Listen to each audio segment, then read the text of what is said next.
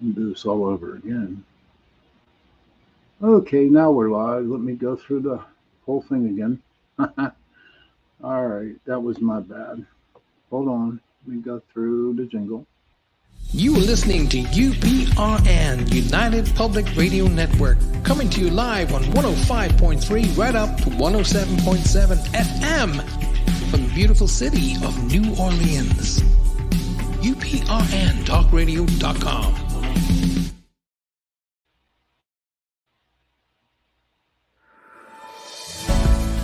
Looking for stories that are fresh and new? Dark fantasy, humor, space exploration, time travel, cyberpunk, alternate history, and more. They're in the L. Ron Hubbard Presents Writers of the Future anthology. From 24 award-winning authors and illustrators, plus art and writing tips and bonus stories. L. Ron Hubbard Presents Writers of the Future. Buy your copy at galaxypress.com, Amazon, or wherever books are sold.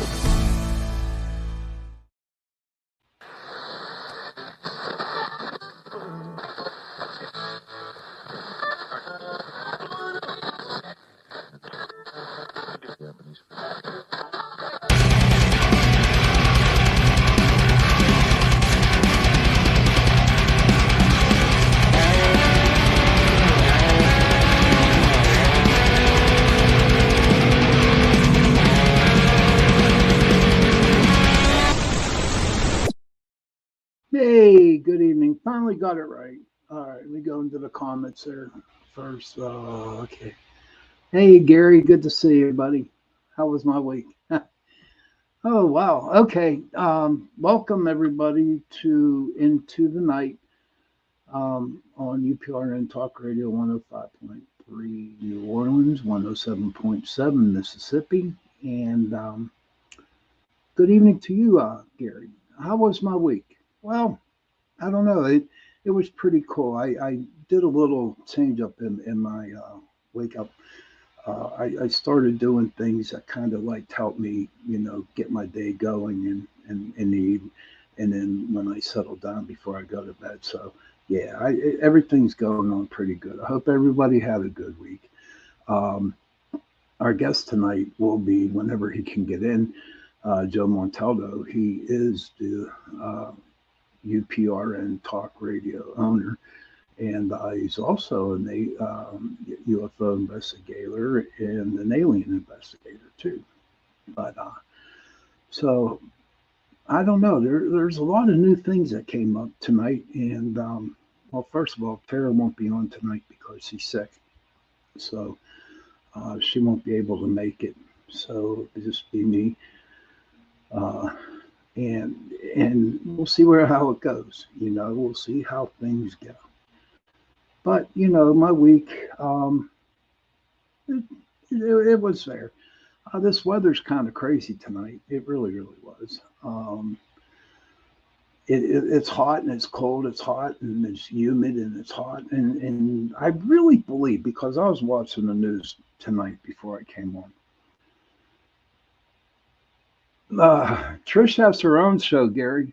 Yeah, she comes on right after me. Trish has her own show, so the missing piece.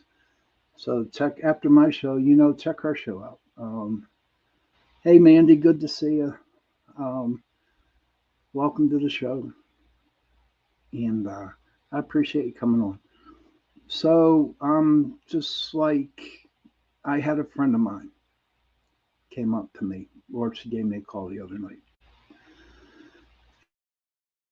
Really bad news. Okay, she was diagnosed with CRPS. That is a complex regional pain syndrome, and also was diagnosed with RSD, reflex sympathetic dystrophy. And what everybody, what everything, what that's all about is that she's in constant pain all the time. Okay. And the only way that they could actually treat this illness is through pain relief. Um, hey, Anthony, good to see you, buddy. Welcome to the show. Um, And the only way to treat this thing is through pain management. Um, and then as I posted it on my Facebook page, she I found out that a couple of other of my friends have the same disease as her. So um, it, it it's really damaging because you know what? These people, there he is. Oh, my friend Joe's on. Okay, but a little bit more. But be with you in a minute, Joe. But with the pain, and they're good people. And all of a sudden, I mean, my friend Sue, she had her hand operated on, and then the ligaments and the tendons, and that's where it all started. It happens with trauma, surgery, broken spring, bones, nerve damage, and so the definition really for the both of them is characterized by severe burning pain affecting extremities, arm, foot, etc. So their color is the orange. It's the awareness color. And November is their awareness month.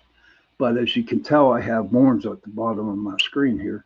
And I'm going to start doing that because my friends are very, very good people. And we need the help. We need to find something. There is no cure. So I'm just bringing it out today. And I'm sure as the weeks go on, I'll bring up a little bit more of it.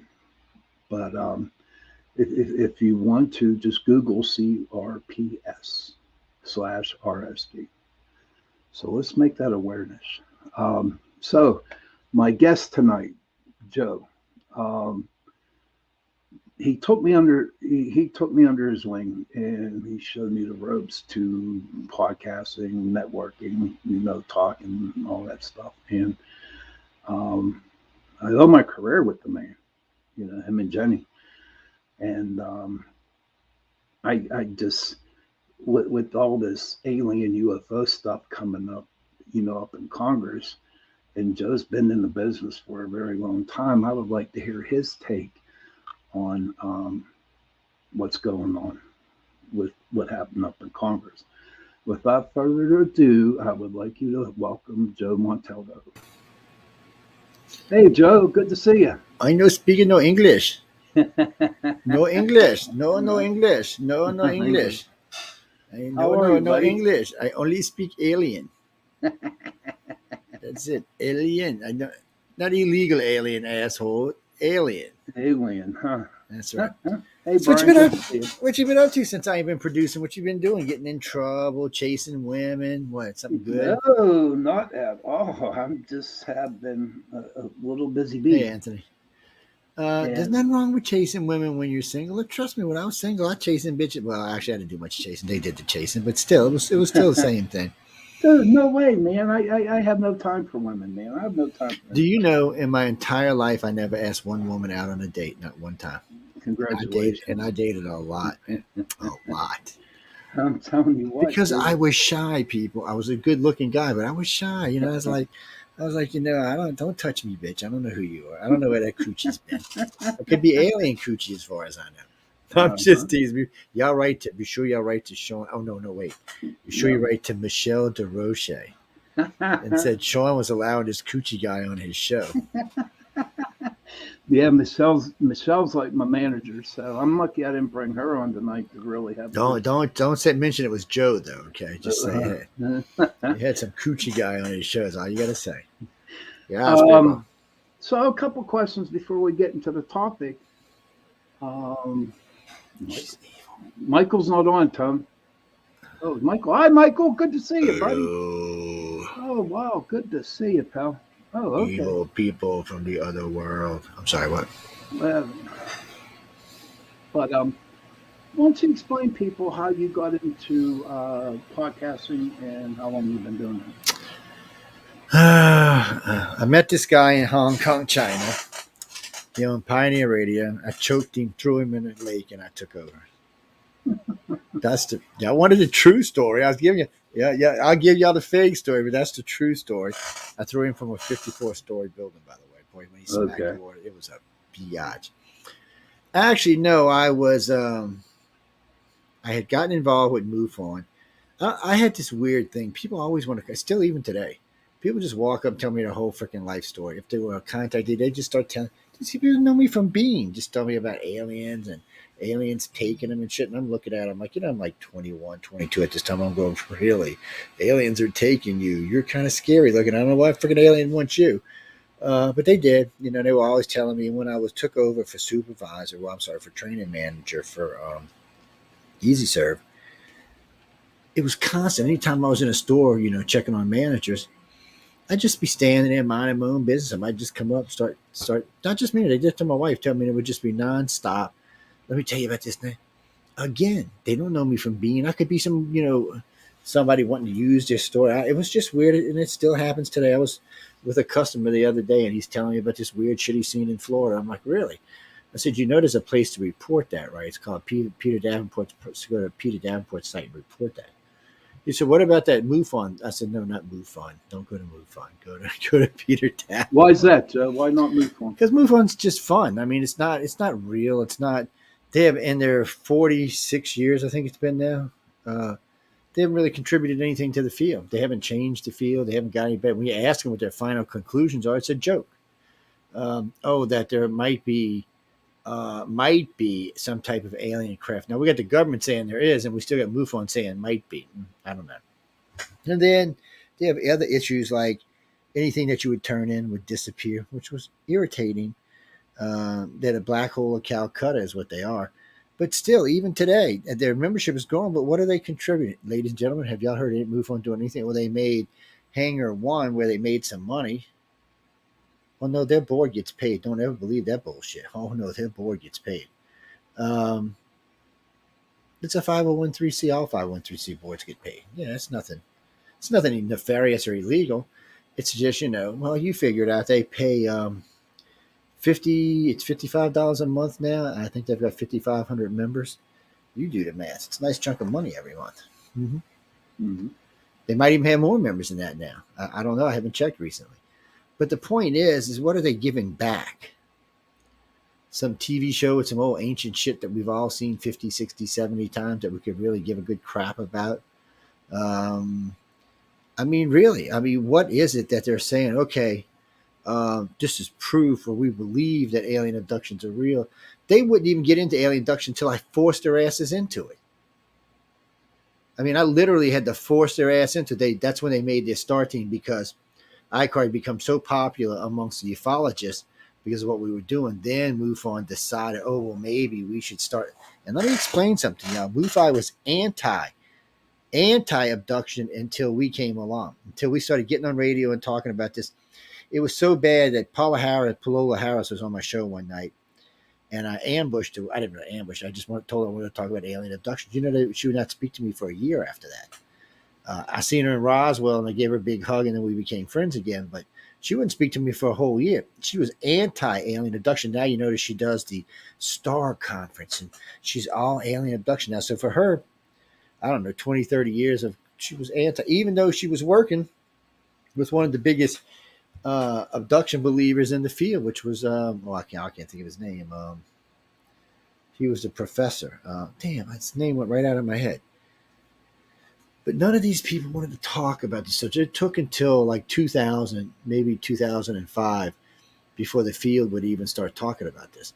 See, their thing was that alien abduction and stuff like that did damage to the field, did harm to the field, and no one would take it serious. Okay. Well, my biggest problem is chasing lights in sky is never going to get to the truth. Oh, well, what if we catch a UFO? Well, y'all said we caught a UFO in Roswell. Did it get us any truth? No. Are we any closer to the truth now, 70 years later? No.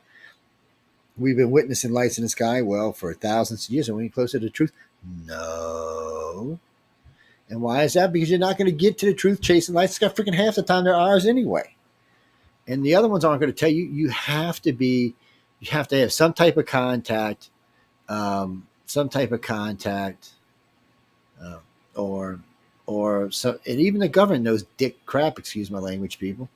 But they don't know twit anyway. Why do you think they're asking all of us? if you think of it this way, if the government really knew the truth, do you think Congress would be petitioning us to find the truth? No, they would petition the military people inside the agencies to say, okay, they would be like the CIA, FBI, SS, NSA, things like that. But that's not what they're doing. They're asking us. That's because they don't know. Shit. Congress didn't even know they shut down 2 different silo bases in our country and one in Russia. I mean, Really? Jesus, where has our country been in? I mean, it just makes it hard on me. But anyway, that's part of the reason the station got around, because I used to have to wait to be invited to go speak places. Oh, let's go speak at a conference. Well, I go to a conference, there might be 200, 400 people. I might meet a total of 500 people for the whole conference. I mean, that's fun. I mean, it's fun meeting all the people and hanging out with them, but it's not really pushing any distance. I've been on Coast to Coast 4 times, so that's different, and that helped a little bit, but Coast has only got X amount of reach. Ancient Aliens, even they get X amount of reach. It's just, and you got to wait to be invited. So you might get on Coast once or twice a year. You might get on Ancient Aliens once or twice a year, or once every other year, or something like that. So that's not it, man. I needed something that was putting out fresh information daily. And still at that point, we hadn't come up with nothing. And then Jeffrey from where was he at? The station was out of Riverside, Iowa, 1690 Riverside, Iowa is where it was. It was an AM station in Riverside. He calls me up one day. He said, "I want you to come host for me." I went, "Sure, dude." I was kind of rude to him, actually. And then he called us up in one of the support groups online, because we had a couple of support groups online, one big one. And I come in, and he said, "That's the reason I want to hire you. I've been listening to you in the support group, and I think you'd make a great host." And I was like, "Yeah, whatever." And then finally, one of my directors got mad at me. He said, "You need to talk to him." Actually, my national director, DeAndrew, says, "You need to talk to him." And so I'm like, "All right." So I sat down and talked with him. I said, "Okay, I'll give it a try." My very, very, very first show, I got in an argument with the guest. Very first show. Should have took it as a sign right then and there. Okay, I have a question from Michael.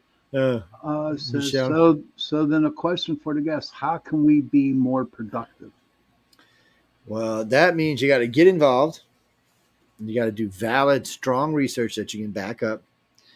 And you have to have a way to put it out to the general public. And again, anybody can write to Coast and get on Coast. I mean, if you get 100 or more people to write to Coast, they'll bring you on. Guaranteed.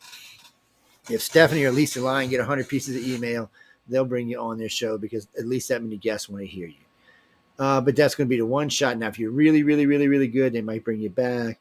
Or if you got a new book out, they might bring you back. But ufology is only as good as your last thing. It's like any other form of entertainment. See, that's what's happened to ufology. It's only good as your last thing. So whatever your last sighting was, or your last case was, or your last invention was, or whatever it may be, you're only as good as that.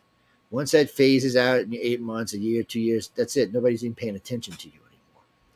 So, and it can't be something boring, because they're not going to pay attention to you. So you really have to get out there and do hardcore research. You have to do the kind of research that's going to make people open their eyes and say, "What the hell was that? Who was that? What was that? How can we get involved in that?" And that's how ICOR was born, because we needed people who wanted to get to the truth. And we still want people to get to the truth. We do. So. But some people have more truth than others these days. And somebody asked me all the time, "Why don't you speak more? Why don't you speak more?" I said, "Why?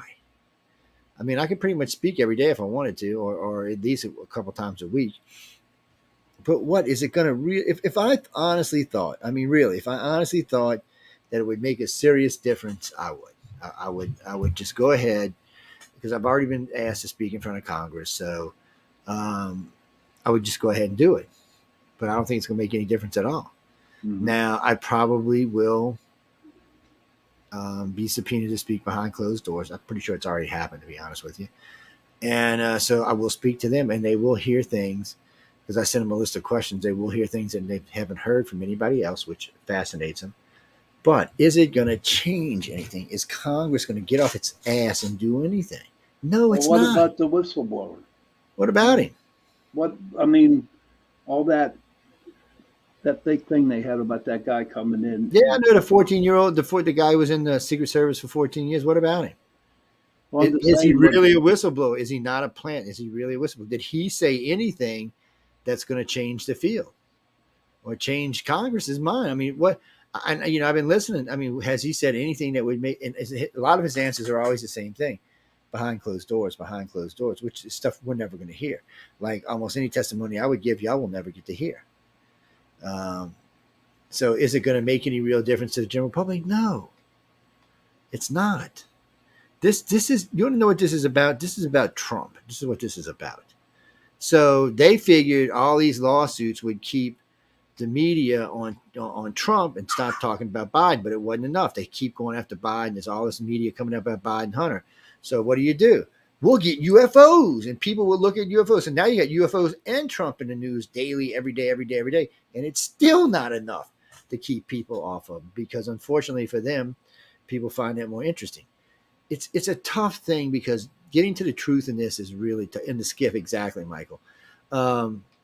So Deneen, I actually offered to be polygraphed the entire test. Yes, I have no problem with it at all. I offered them, and I offered them 100 questions that are much better than anything that's been asked so far.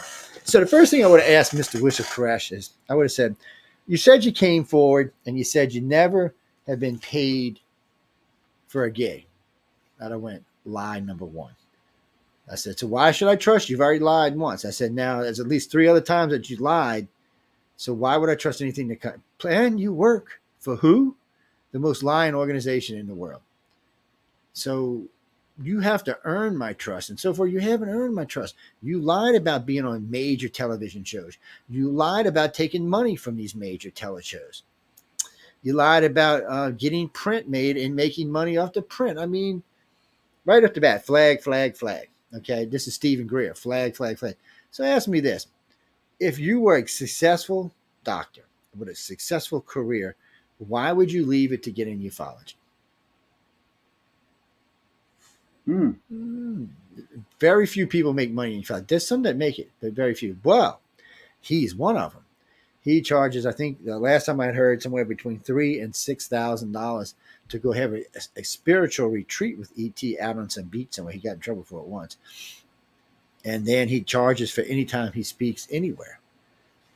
He charges for all this stuff. He charges for all of this. So he's not motivated by aliens. He's motivated by money. And obviously, he thought he could make more money in ufology than he could in the medical profession, which kind of scares me. I'm wondering what kind of doctor he really was. Janine, you can find this on any of the Facebook pages if you want to get into this chat box. Yeah, any of our station Facebook pages. I see y'all's messages over there, but I mean, you can get into it. And so now you've got the president. Has he said anything about aliens? No, not at all. I haven't heard nothing from him. And he don't care. He's off in La La Land somewhere. Trump had an interest in it because that's why he created Space Force. The Clintons, wasn't Space Force already there before Trump came in? Not before Trump. No, Trump created Space Force. This is what went on. The Air Force has its own space program. The Navy has its own space program. Of course, the government has NASA, which is its own space program. Well, that wasn't good enough for Trump. Trump wanted them to be tied together in case they're needed for the defense of outer space, which is what Ronald Reagan said we needed to do. So Ronald Reagan on 7 occasions gave speeches on what would happen if there was an alien invasion and how it would unite our planet. More so than that, he created Star Wars, which was supposed to be able to shoot down Russian missiles. This thing could wipe out cities. This freaking laser so big. I was watching them shoot these silver panels. They were about 70 feet wide by 30 feet tall, and they would put the laser underneath it, and it had vents on it, and they'd heat it up and shoot it into space. They were trying to see if it could be used for a new transport into space. These lasers are way too big to shoot down missiles, and they could shoot down missiles, but that's not what they're designed for. They also instituted Pine Gap, which is the British American defense of outer space. I don't know how many of y'all understand what outer space is, but it ain't the moon, people. It's further than that. So what the hell? And then he created Pine Cap. I mean, not Pine Gap, the HARP facility, which is punching holes all over in our ionosphere. So right now, the HARP facility can shoot a thing up into the satellite, shoot it back down to Pine Cap. Pine Cap can superheat it and shoot it back at whatever it's shooting at. They're building some type of defense system. It's a communication and defense system. And Reagan put this in plan. So George Bush told Ronald Reagan that aliens were visiting this planet and they may or may not be friendly. And Ronald Reagan said, what the bleep, bleep, bleep, bleep, bleep, bleep. We're going to do something about this. And he's the only president that did because, unfortunately for him, Bill Clinton didn't know. They would not tell Clinton. So poor Clinton. Here's President Clinton. He's pulling big names. I mean, he's the Hefners. I mean, he's pulling people out with major money and major names and major connections to get to the truth because the government won't tell him. And he's the president of freaking United States. So finally he gets pissed. I think it's his 6th year in. He calls Area 51. He says, I'm coming down. I want to know, bleep, bleep, bleep, bleep, bleep, what's going on. And Area 51 said, you will be arrested on sight. This is the guy who runs the entire freaking world. And they told him he would be arrested on sight. Wow. I would have went down there with my whole military and said, you're going to show me what the is going on here, or I'm going to wipe this whole damn area out. But their argument is because he's not a lifer and he's only there for 8 years, he does not need to know these secrets. And it's always been their thing. When I was in the service, and I got my class 10 security clearance, one of the first things they asked me, if you plan on being a lifer, this will be with you your entire life and help you in many, many, many, many, many, many, many ways, and will open doors for you that other things won't. And they're right. Not just in the military, but in regular life, it's open doors as well. When I go out for interviews with certain types of companies and I say I got a class 10 security clearance and they verify it, they're like, oh shit, we'd like you to come work for us. Even though it doesn't mean anything, so Daddy Bush knew, and Daddy Bush told Baby Bush. So Daddy Bush was head of the CIA. Then he was vice president for 8 years, and then he was president for 4 years. So he has more knowledge about extraterrestrials than anybody did.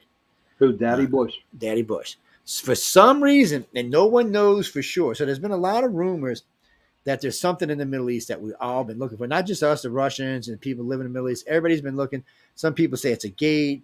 Some people say it's the Ark of the Covenant. Anyway, there's lots of different things, some type of really, really, really, really, really, really advanced technologies there, and we want it.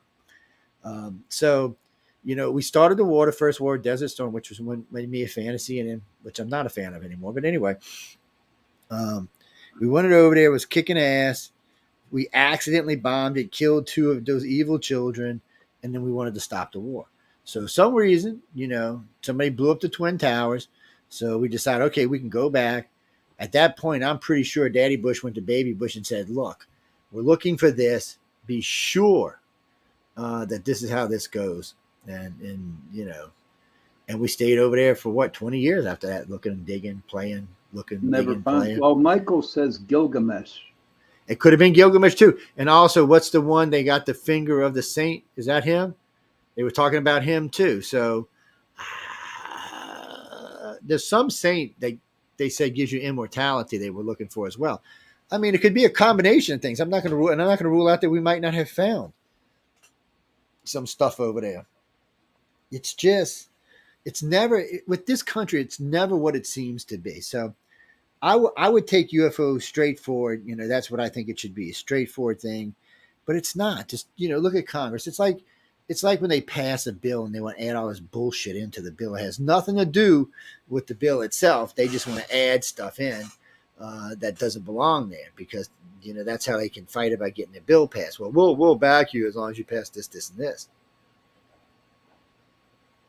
Michael goes, we're talking about him. I've actually talked to 2 military retrieval people who claim that they did find technology. So I got a question for you, Michael. If the United States lost an F-35 in China, do you think we'd let China keep the F-35? Or the pilots, for that matter? Do you think we'd let them keep them? No, I don't think. So these aliens are far more advanced than us and do not have to let us keep anything. They can take anything that we've retrieved back. So why would they let us keep anything? See, that's the question I've put to many of my friends in technology and government that cannot actually answer that question. Now, I'm not beyond the fact that ET might let us keep something from time to time. And according to Bob the alien, the one that was at Area 51 chose to stay, because you have to remember they can beam themselves out. There's a mothership in orbit around one of the giant planets, so they could just pull themselves out. They don't have to even stay here if they don't want to. And there's nothing our government can stop. I mean, they come in, take stuff all the time, do stuff all the time, knock missiles out of the sky. I mean, and it comes right down to it. We don't have the technology to stop them. That's what some people believe. But I don't believe that. I've never seen any proof that we have any kind of agreement with them. And any agreement made with Eisenhower would not bind any president today. And we know that, with the exception of Ronald Reagan and George Bush, none of the other presidents knew. Obama didn't know. Trump wanted to know, but he didn't know. And you go all the way back. Kennedy didn't know. He wanted to know, but he didn't know. Clifford Stone. So you got to go way, way, way, way back. And really and truly, there may be, out of all the presidents we had, maybe 4 presidents know this is real. Maybe 4 presidents know this is real. So when you get into those kind of things, you have to stop and wonder, was there a deal? And let me ask this, and more importantly, what do we have to offer them in return? And remember, there's not just one type of race visiting this planet. So I doubt we had agreements with any of them or all of them. Maybe we got lucky and got hold of one, but the Greys wouldn't want to do a deal with us. It'd be a waste of their time. The humans think we're distant trash cousins as far as they're concerned. The reptilians do consider us family, but their government's nothing like ours, and nor do they want it to be like ours. My point is we have nothing to offer them in return. Nothing. So why would you possibly want to make friends with them? None of the races that visit this planet consider us to be highly sentient. They consider us to be about as sentient as an ant, which, by the way, is sentient, but they don't consider us to be on their equals by any shape, form, or fashion. They just don't think we're there. We're not even close, really. So again, what is it that they'd want from us? Our planet, maybe. But why? They don't want our DNA. Why would they want our DNA? Our DNA is inferior compared to theirs. You know, it's always used to be the thing, and this is a problem for humans, and this is a real problem for humans, always having to put ourselves first. So if you're a gray alien, you come to this planet, they might want to enhance our DNA with theirs, but they don't want our DNA anywhere around them. That would just be like a downgrade for them. Same thing for the humans and the reptilians. Their brains are the reptilians and humans' brains are 2 or 3 times the size of ours. The grays are probably 7 or 8 times the size of ours. So again, it would be a down thing. Well, okay. So I'll tell you exactly. I'll bring you through the whole thing. This will be fun. So somewhere in the distant past, now this is an argument, and I'm not going to get into the argument of this. So, and I'm agreeing with you, Jenny. So somewhere in the past, anywhere from 40,000 to 200,000 years ago, a group of human-type aliens came to this planet. They moved on this planet, and the Sumerians talk about this. Sumerians say they could not breathe the atmosphere of this planet, so they built these 2 white great dome cities outside of where Sumeria was. And from there, they ruled the entire area, because the Egyptians and them weren't around at the time. They were, but they weren't to the Sumerian standards yet. So you get into all of this by saying, here we go, we create a race. So they did the dog head, they did the eagle head, they did a couple of different races, but none of them could perform like they needed. So the next thing was a full-out human race. Now, this human race was sentient, but not sentient like we're sentient. What I mean by that is they didn't ask why they had to plow the field. They didn't ask why they had to listen. They didn't ask anything. They just did what they were told. They made mead. They procreated. That's all they did. They were basically a slave race. So the Dogon come in and talk about the Numos, the reptilians. And by the way, ladies and gentlemen, in case you didn't know this, every person on this planet has a reptilian section in their brain. Every person. So the Numos come in and they're like, whoa, wait a minute. We were here first. We used to be on this planet 60 million years ago until we got the thing made us leave. Now we're back and we don't want you on our planet. So then they decided, well, we're gonna make it hard on the human type aliens, and they interbred with us. Okay, they started having children with us. So the Sumerians used to say that the children were different. So the first time I ever heard this story is I thought they meant the children looked differently. After research, I found that the children acted differently. In other words, they said, you plow the field. You go make the meat. Screw you. there's way more of us than there is of you. And at that time, somewhere after that time, there was I wouldn't call it a revolution as much as it was just, there was so many of them, they just kind of faded out. There was no way to really control them without wiping them out. And the reptilians weren't going to let the human aliens wipe us out. So that's why the Greys were sent, because they started thinking, the council started thinking, if we don't do something, the reptilians and humans are going to get into it over this stupid race that they created, meaning us. So they sent the damn Greys along to be peacekeepers. And Greys have always been peacekeepers. That's what their job is. That's what their assignment is for the entire council, for the whole entire galaxy for that matter. That's what they do. That's why all of them, when a Grey is sitting there, even a little Grey this tall, is sitting there, and a reptilian human walk in, they look away from the Grey, because the Grey is dangerous and scary, and they know it. We're too stupid to know how dangerous they are, because we're looking at a little 3-foot Grey, whatever. We don't realize what their abilities are. But the reptilians and humans know what their abilities are. So they show way more respect than we do, which is fine. But anyway, getting back to what we were talking about. So as this race progressed, and the reptilians bred more and more with the children, and the children started breeding back to the families, you had this new race. You had us, the new race that dominates the planet today. That's what you had. You had us. Part human alien, part reptilian, and whatever they used to make us. Some people say it was a monkey. Some people say it was something else. Some people said it was a combination of their DNA and some other DNA that created us. That's anybody's argument. And I'm not going to argue with it, because I don't know. I wasn't there. All I know is they created us. They created a race like us, and then the reptilians created us. So now, we all have a reptilian section. No, people want to argue with me about this.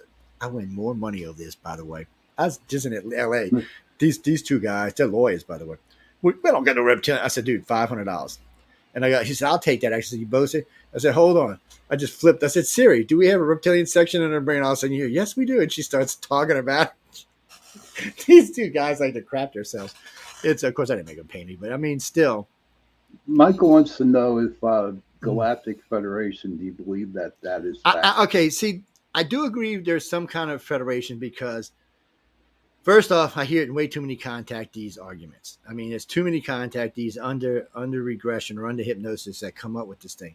My biggest problem always with it has been like 11. It's always an odd number, which I understand why it's an odd number. So there's an outvote. But it's like 11 or 13, 19. Now, this is what I hear from most contactees, that it's on a water world about half the size of Jupiter. That when you're in the council, that there's a bunch of aliens just sitting there. There's a council table with how many ever are there, and then there's the seats that go up. So if anybody's ever seen Star Wars, and you've ever seen the new Star Wars where Yoda's fighting a guy and he's in the council, that's what it looks like. Except in the very middle is a big bubble that comes down into it like a drip, and it's full of water, whatever aliens that live in water. But from that they're talking about over 100 million types of aliens there. The city itself is the size of our freaking planet. So this is what people forget. Humans are, if you want to be nice, we're 2 million years old. If you want to be truthful, we're probably much younger than that.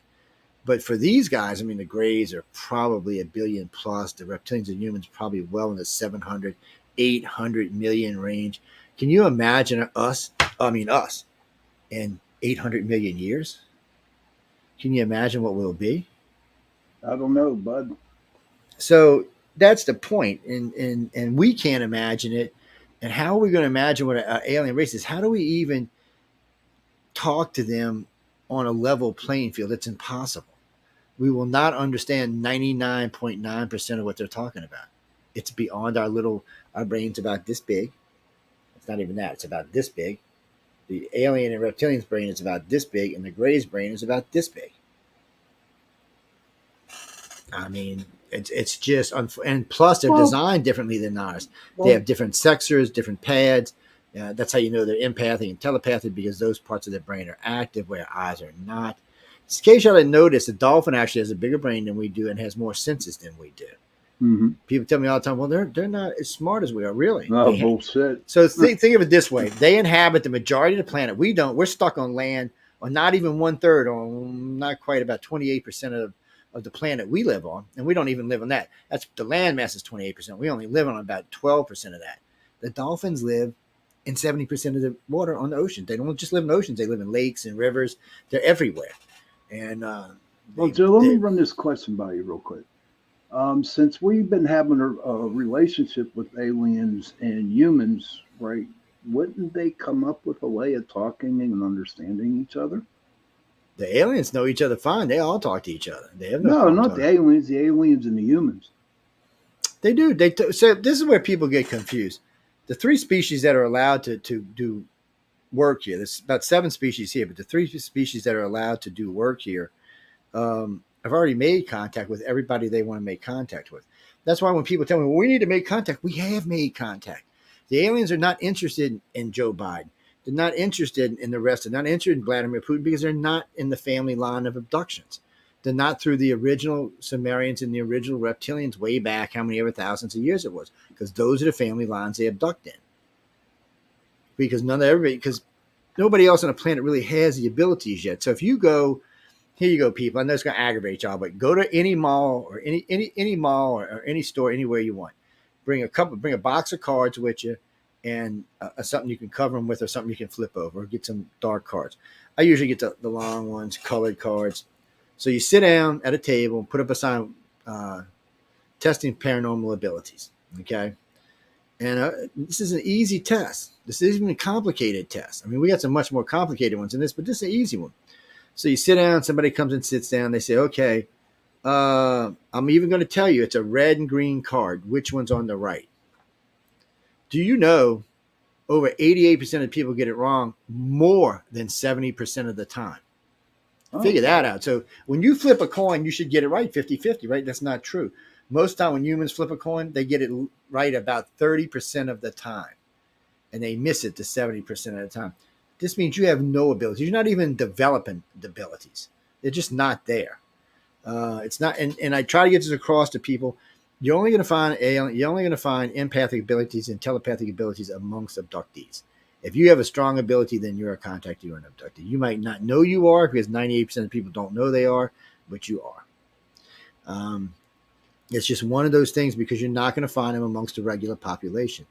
And as far as whoever just sent me that thing about telekinesis, people tell me all the time, we got telekinesis. Prove it to me. I'm telling you now, if America had telekinesis, Xi Jinping and Vladimir Putin would be dead. They would have had aneurysms that exploded in their brain, and they would be dead. You know how easy it is for someone with telekinesis just to squeeze a vein down till it stops? It's not even effort. But the problem is, no one on the planet really, and no one's been able to collect Randy's $1 million yet, because there's no one good enough to go do it. For some reason, that's going to be a more latent ability than the other two. As far as empaths and telepaths, there's some pretty damn good ones on the planet.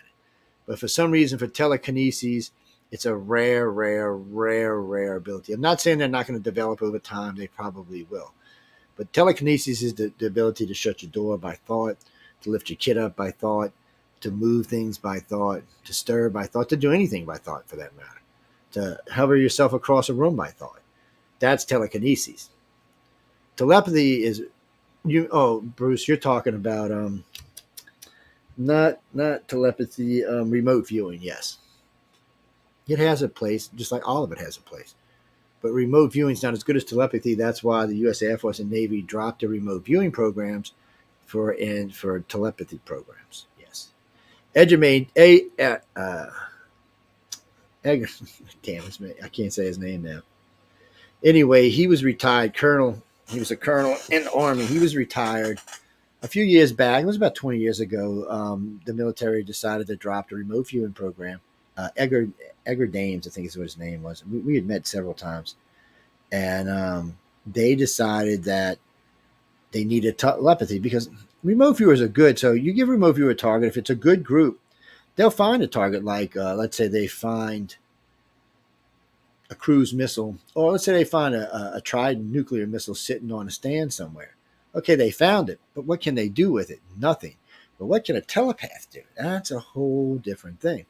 A telepath can actually see through whoever the commander is eyes. They can read the codes. They can send you the codes. You could transmit the codes and destroy the damn thing on the pad. It's a different type of technology. They can find it just like a remote viewer does, and they can get much more information than a remote viewer does. I got friends that are really good remote viewers. Just unfortunately in this, telepath is better than remote viewing. Empaths are different. Empaths are Empaths share and send emotions. Empaths can cause pain through emotion. Yeah, They can cause laughter through emotion. There's a lot of things empaths can do. that Empaths can that help you to heal. not all the time though. Sometimes, now I'm an empath. I'll be the first one to admit it. And to be honest with you, Joe, I I consider it a curse. You know, Well, it is if because you don't know how to deal with it. It is a curse. it is a So curse. one of the things we teach people, because you're not a contactee if you're not an empath, or we don't think you are. And most people in the beginning have no idea they have the ability, so they'll walk in the room, they'll burst into tears, or they'll burst into laugh, and they can't figure out why. Or they'll walk into a room and everybody else in the room bursts out crying or in laughter, because it's an emotion that you're either picking up or sending. And you can change the way people, you can affect the way people are around you, and they can affect you if you're not sure what it is. I mean, it's easy for them to mess with your mind, because if you don't know you're sharing someone else's emotions, it can do serious damage to you. What we got up here? One Well, can go ahead. no, good, no. I was just thinking through it. Uh, okay, in a way, I agree with that, because some of the places we look for contactees is in people who do magic. So if you're a practicing witch or something, odds are you are a contactee, because contactees, all right, most of them will start out in Christian religions or Muslim religions first. They're looking for answers. Then after that, they'll move into like the Wiccan religions, or they'll move into some of the other, like the Crowley religions or something. They might even get into the dark arts because they're looking for answers. So for me, magic is tools. So when you make a wand or when you make a spell, you're making a tool so you can use your ability. Oh no, I don't believe in magic like y'all think. I believe it comes from us, not from out of the atmosphere or nature. I believe it actually physically comes from us. Um, because that's what you're doing. It allows you to access your abilities. That's just what it is. And the more you do it, and the better you train yourself. So ritual magic is really good for training your mind and training yourself on things. The problem with ritual magic is it can get you in a bind, because you can only go so far with it. And if you run across somebody like me, by the time you've done your ritual, I've already got you screaming for your mama. So I'm just being honest about it. It's in the old days we used to do interference for friends and customers and contactees who were being tormented by other people who had better abilities. Because you can dream weave people, you can get in their dreams, you can screw with all kinds of stuff, and if you're good, you can do all kind of damage or all kinds of fun. It just depends on the individual. It's I mean, there are some really good telepaths, and I mean, most of the time when the government is when the mill labs are putting you under, they use sodium mannitol, sodium pentothal, and they usually use a hypnosis who's a telepath, and it works really well, and it's much easier to control you. Oh wow. Okay, now real quick question for my people out there and my listeners.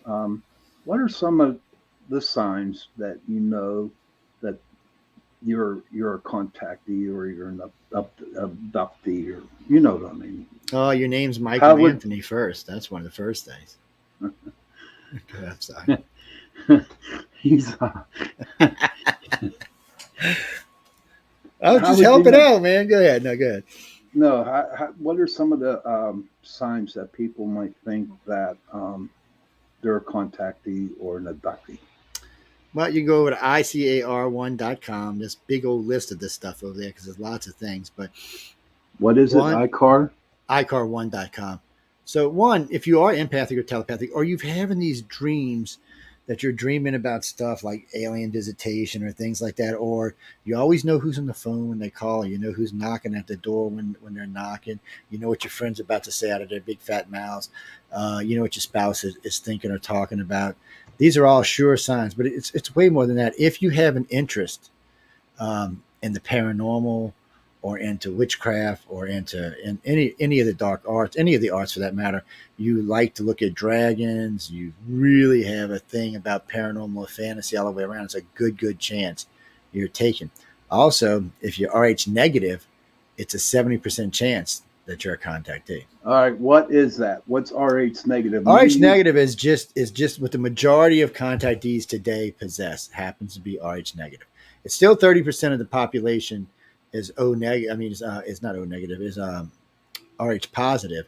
So let's look at this real quick.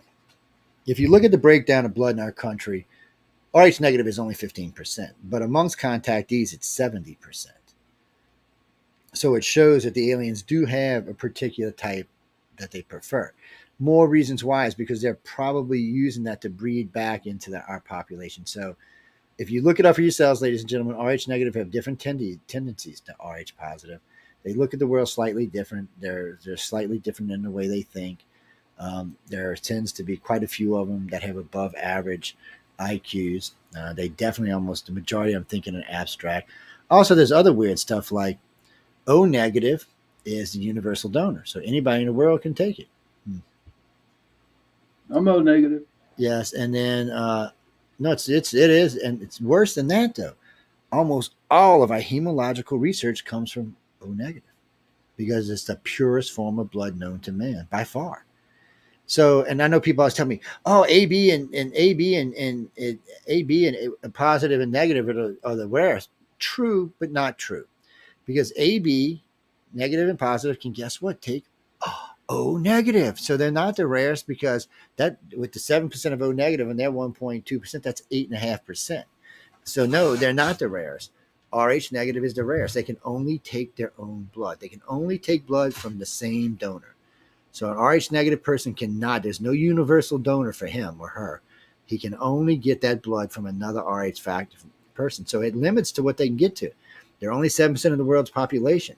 Plus their blood is being used all around the world as a universal donor. So the plasma is being changed in it. So it can't even be used back in an Rh negative person. So yes, it's a very strange thing. And wait, what's even more better about that is for 2 million years, we didn't have it. So on this planet, for 2 million years, it was only Rh positive. So when you look back 2 million years, this is what we look like. We're brown hair, brown skin, and Rh positive blood. That was us. That was our species. We're a very boring ass species. Somewhere along the line, about 40,000 years ago, 30,000 years ago, they must have sent the Greys down here, and they must have infused their blood because when we got Rh negative, we also got blue and green eyes. So they're all three mutations. No, they don't. As far as they know, there was no blue or green eyes before Rh negative blood. Yeah, all three are mutations. The blue's a mutation. The green's a mutation. Actually, no, green is rarer than blue. Yeah, it's. I think together and with the blue and green and some of the offshoots of them, they're about 12%. But I think the green eyes themselves are somewhere around 3 or 4%. It's rare. Well, with my eyes, okay, it's really weird with mine because my eyes are hazel, but honest to God, when I'm in like paranormal investigating mode, spiritual mode, they turn really, really blue, dude. Okay, and then that's your ghost eyes, man. You got your ghost eyes. I don't know what the hell they are. They're wolf eyes. I call them wolf eyes, and they're creepy looking. And then when the hormones kick up, then I got green eyes. No lie, they're like emerald green. So. Well, from my friends and from my wife, the more I drink, the greener my eyes get. I don't drink. I'm just saying, but I don't really much. But still, in the old days, I did. You'd see me with me being O negative, and my eyes are green and blue. And did you know this? Rh negative people have a much higher tolerance for alcohol. So the percentage of alcoholics are higher because it takes more for them to get drunk. Yeah. It's no, I'm serious, people. For some reason, they just have a much higher tolerance for alcohol. Well, the more you drink, the more you get used to it, the more likely you are to fall into the trap. Almost everybody I know was an alcoholic one time or another in their life, especially down here where I live. It's almost like a rite of passage in New Orleans. What do you mean? When I was young, I drank a lot. Usually 2/5 a night. Well, we had a crowd over, but we played darts usually but usually about 2/5 a night. And then on the weekends we drank far more than that. And we used to shoot darts for shots on the weekdays, and on the weekends we would go drinking. So we lived in a place called Fat City, which is right smack in about 40 clubs. So we just walked down the street. Nobody would drive, and everybody'd go drink and drink and drink and drink. I don't drink beer, man. Beer does absolutely nothing for me. The only time you'll see me drinking a beer is if we're out canoeing a pirogue or something like that. You'll see me have a beer in my hand. But if we're drinking the drink, oh no, if we're drinking White Russian, whiskey sour, Jack and Coke. Come on, really? You know, man, Mincers? something. Come on.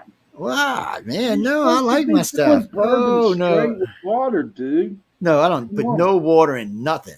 I ain't No, drinking. I mean, You trying to kill me, old nasty ass water. That shit, no telling what kind of water's in these barrooms around here. This shit might make you toxic or something. Oh my god. What was my favorite? Was a Jack and Coke with a shot of Jack on the side. mine I, was straight up tequila. which I drink shots all the time because I love shots, but I had to give up Jack. No, not because I was an alcoholic at the time, because Jack gave me a really, really, really, really, really bad temper. Oh yeah, you could do something like I'd deck your ass right there. Oh yeah, I've been there. Could. Now, White Russians, you can ask my wife. I say this makes me giddy as a Catholic schoolgirl getting laid the first time. I mean, I just get like giddy, man. Oh, it's stupid. I get so giddy. I'll mess with anybody. I'll be walking behind people say, "Oh no, it's a bad scene." I can actually see that. So your whole theory or your whole purpose of this whistleblower to the government was just a plant? Just Well, so let's look at this for a minute. So we got 2 Navy pilots. I believe everything that came out the Navy pilots' face, by the way. I think they were telling the absolute truth of what happened. I don't think they were lying to us. But that's exactly what they did. They talked about their experience, and that was it. Now, Crush was different. He was alluding to a lot of things. So here we got 2 problems. Right off the bat, they contradicted each other in this last hearing. So he says they've shot down aircraft. I would pay all the money I have to watch someone shoot down an alien aircraft. I don't think they can do it. I would love to see it. I think that's absolute bullshit. And then he said that every time they would shoot something down, they would collect their bodies.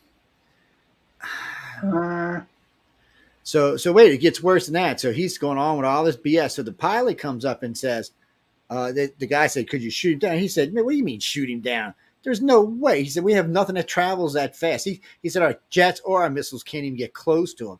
And he said they were talking about one incident where the guy was going to hit the button on the missile. By the time he reached for the button, the damn thing was 150 miles away. Absolutely means there's no way to shoot him down. We don't have the technology to shoot him down. Besides that, anything that can cross through cosmic space at high speeds where there's micrometeorites is going to have some kind of hull and shielding that can't be affected by them, or every one of their crafts would be dead. So, and it's another thing, you're not going to see a UFO break up on impact. You're going to see them when they hit the ground, they would be in one piece.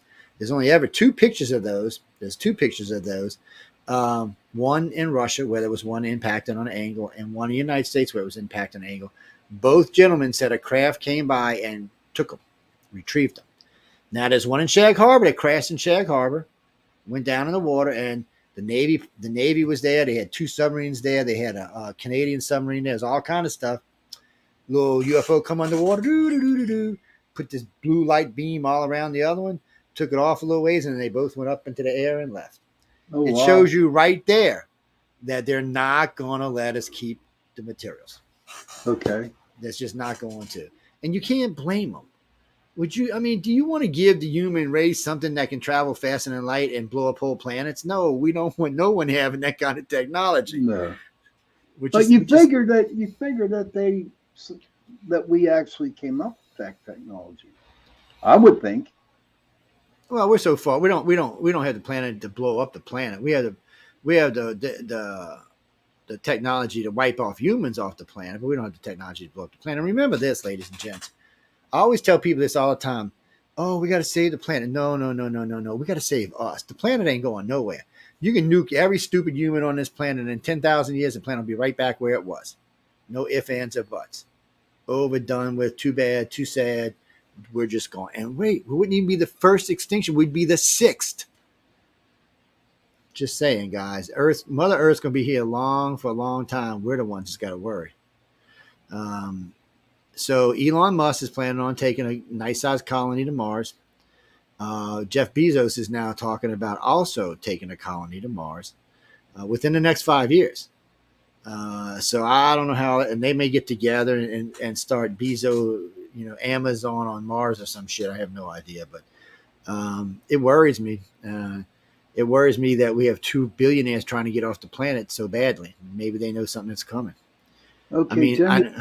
I'm sorry. Jenny yeah, said the human race is over. What do you it think? could be. It could be. I've heard many people in the last few weeks saying, the 2026, 2028. Linda was just saying the other day, 2028. So it might be.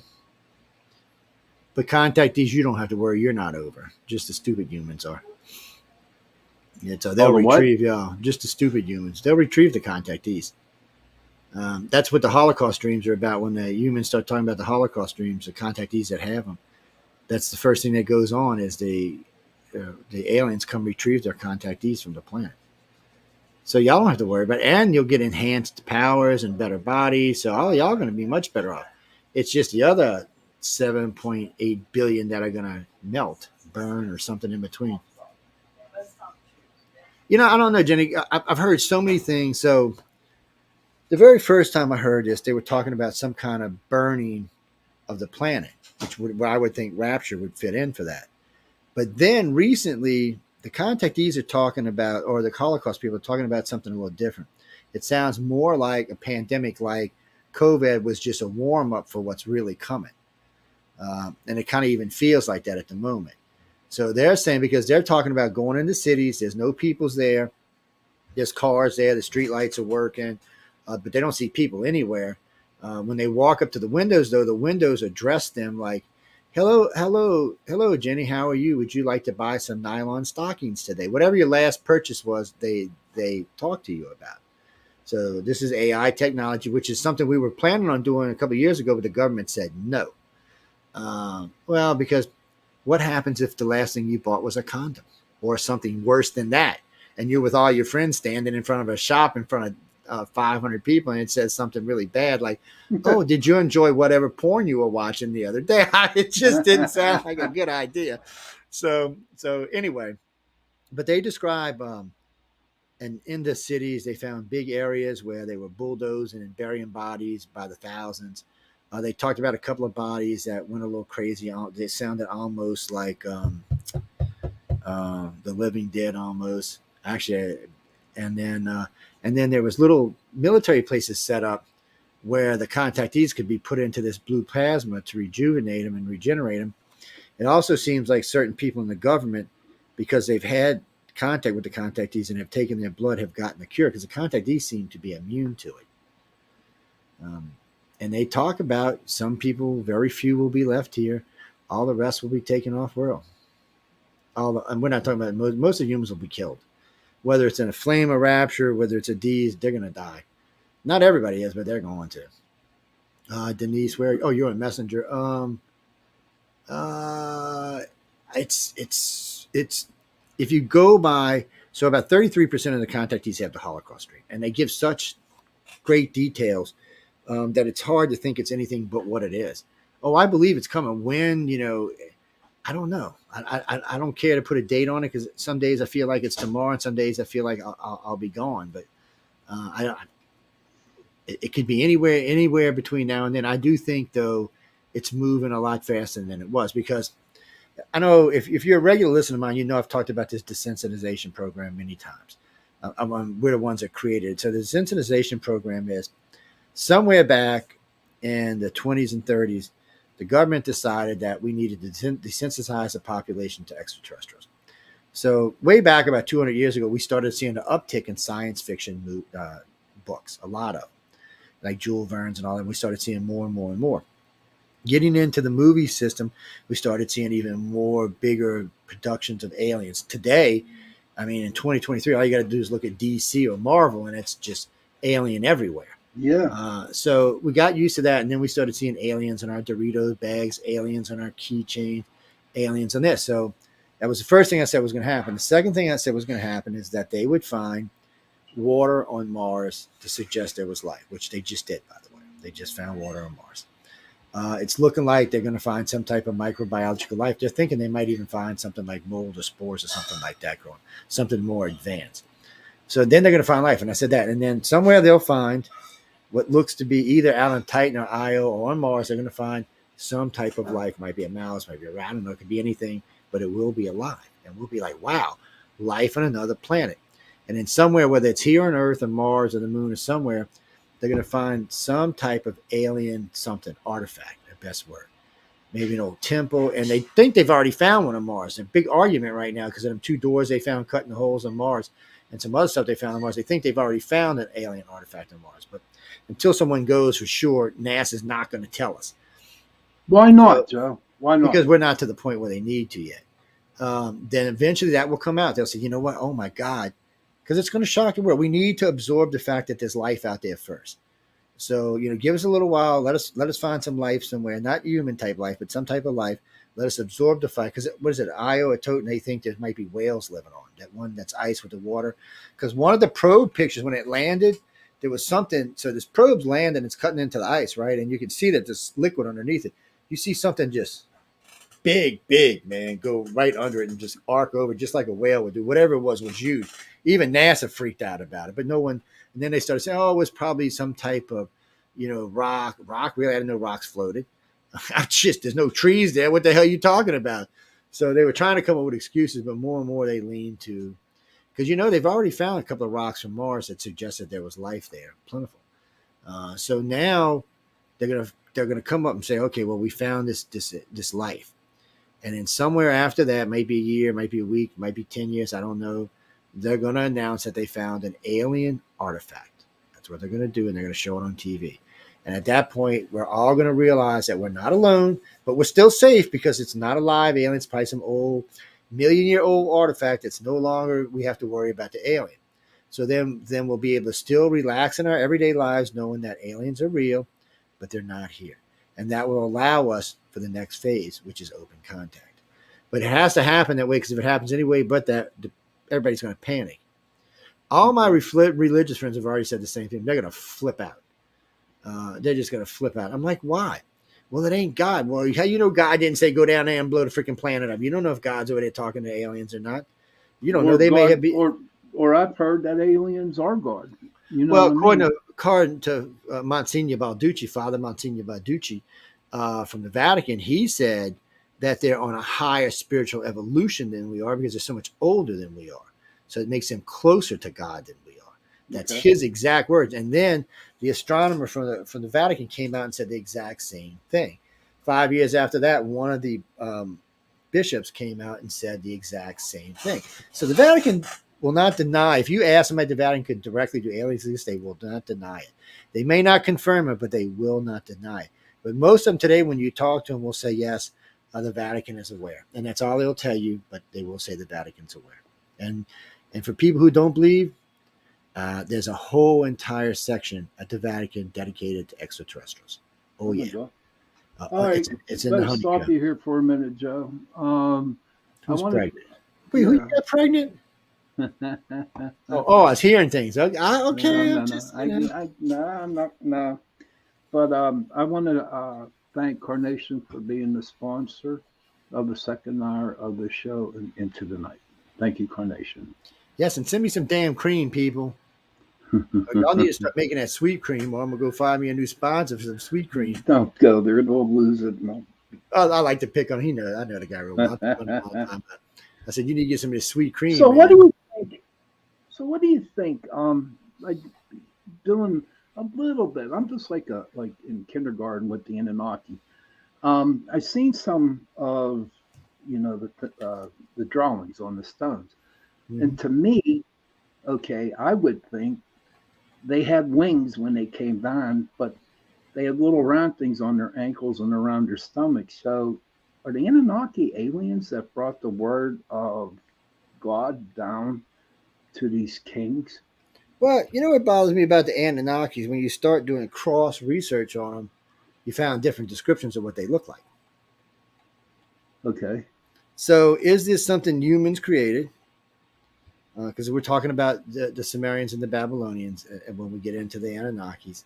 Or is it something that for some reason has the ability to transform? Most of the time when I hear people talk about the Anunnakis, they're talking about reptilians. Is what they're talking about. But some people, when they say Anunnakis, are actually talking about the Greys.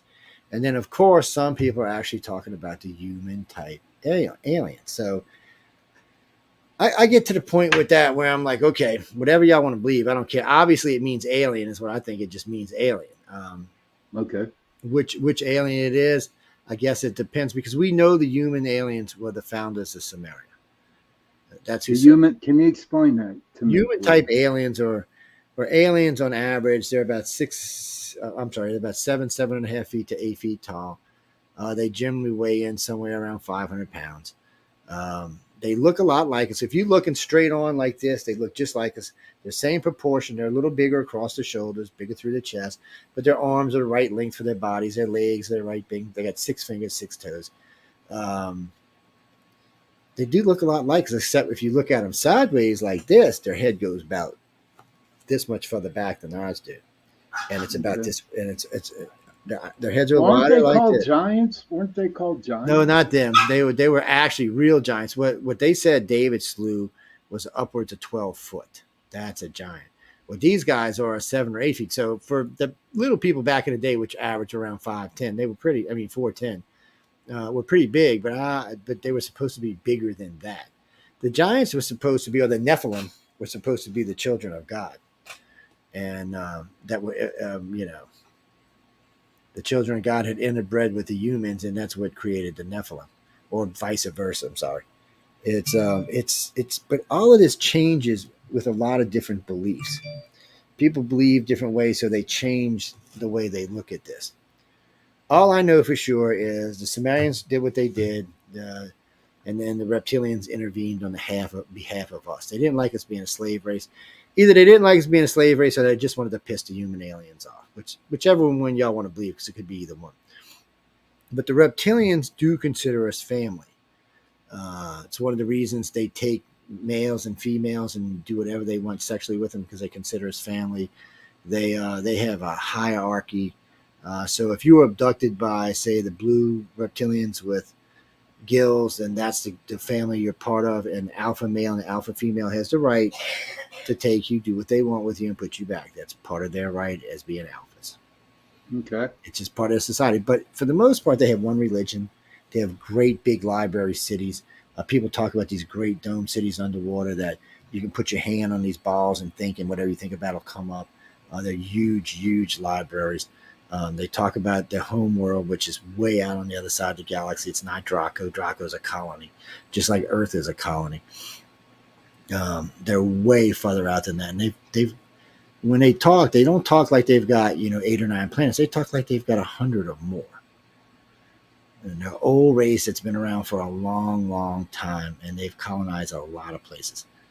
And it's different for them because when you look at them, they have different colors. Some will be blue. So usually there's going to be green all in certain parts of the body, but chest patches, arm patches, thigh patches, calf patches, stuff like that will usually be a different color. They may be yellow, they may be green, they may be red, they may be orange.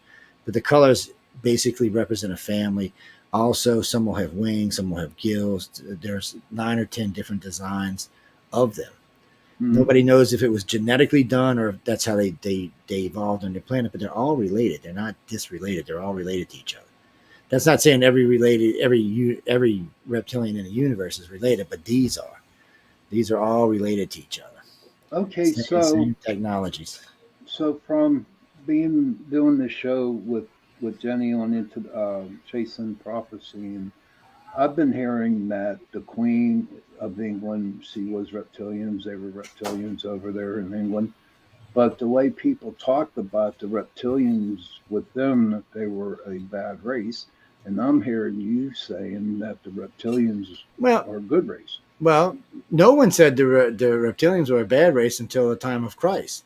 You can go look for yourself. There's 6,000 years of nothing but good talk about the reptilians. Okay.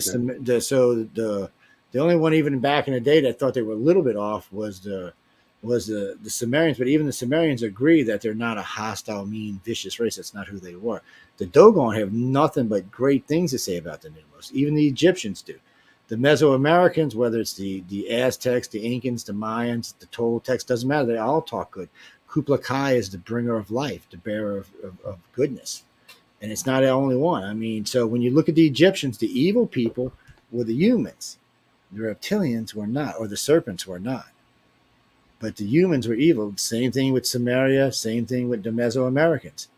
The humans were the evil ones, and the reptilians were not.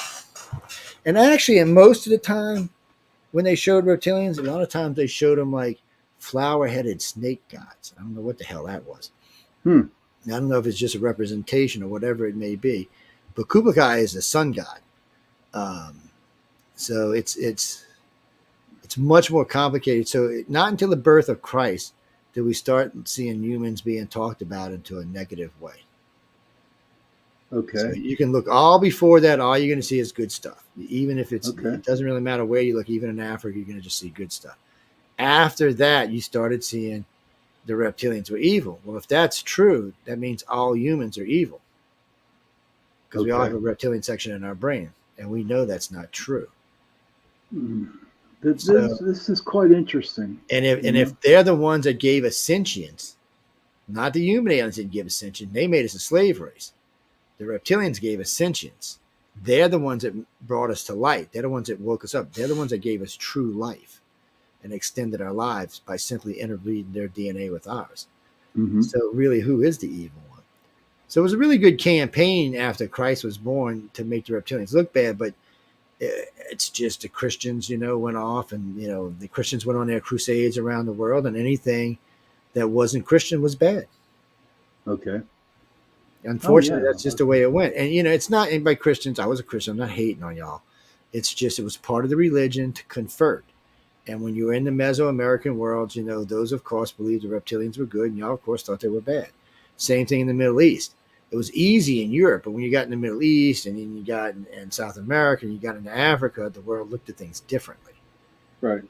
Different gods, different beings. And even today, it's still, I know, there's almost 2 billion Christians today, though, so. I mean, that billion Muslims, 2 billion Christians. Well, you definitely did answer all my questions, and it was really, really nice to hear about. Because to me, you're one of the best. Well, I seen Jenny on the spaceship the other night. She was blinking real weird. She was doing this like. That's fun. You are an extraordinaire. Well, I enjoy it, though. I mean, these days, it's not like when I first got in the field and I had to think 10 minutes. Somebody that said, you answer so matter of fact. I said, yeah, I've been doing this for 40 years. I said, of course I do. Mm-hmm. I said, but, when I started out, I did. And I still had to think about things, what was going on. A lot. And anytime we change stuff, I have to stop to think about it, because we do, believe it or not, people, as far as I know, ICAR is the only research organization that researches this stuff that changes its mind from time to time, or changes what it thought was true. I mean, and how many is ICAR like MUFON, or is it more? ICAR currently has almost 100,000 members and close to, I think, 93,000 cases. By the way, when we say 93,000 cases, that's cases we consider real. We've had more cases than that. That's why we don't play when we talk to someone like MUFON or some other little rinky-dink organization. That I was talking to a Star Team member the other day, and she was telling me about her 5 cases. I started laughing. It's not funny. I said, 5 cases is a joke, sweetie. You cannot come to any conclusions with 5 cases. I said, you're just wasting your time. And I said, you better get a lot more. You better get a lot more comparison studies done, because 5 cases is not going to bring you to the truth. Okay, because they're generally going to be different. So cases. What are your typical cases that ICAR gets? Well, usually we'll get a lot of people who will call us or write to us about, I've been having these reoccurring dreams. And they're usually about one type of alien or another. If they keep reoccurring after we tell them a couple of things, then it's a good chance they've been taken. So then the next question we ask them is, do you want to remember? Because once you let the genie out the bottle, the bitch ain't going back in the bottle. I'm just telling y'all, she ain't going back for nothing. You could choke her out, she's still not going back in that damn bottle. So once the genie's out, you have to deal with these emotions, these feelings, these memories. It's not something you can just go put away. They're there. So, and more of them are going to start flooding out. So it's always you got to be really careful when you use hypnosis. And you also got to make sure you close it. So when you do a hypnosis, it's fun. You do all your stuff.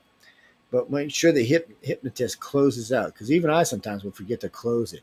And all that means is you'll just get more and more and more memories will keep coming until finally your brain closes it on its own. So it's It's just so much to learn. And even for us, I mean, we probably know more about abductions than most of the groups put together on the planet. But even for us, we got a lot to learn.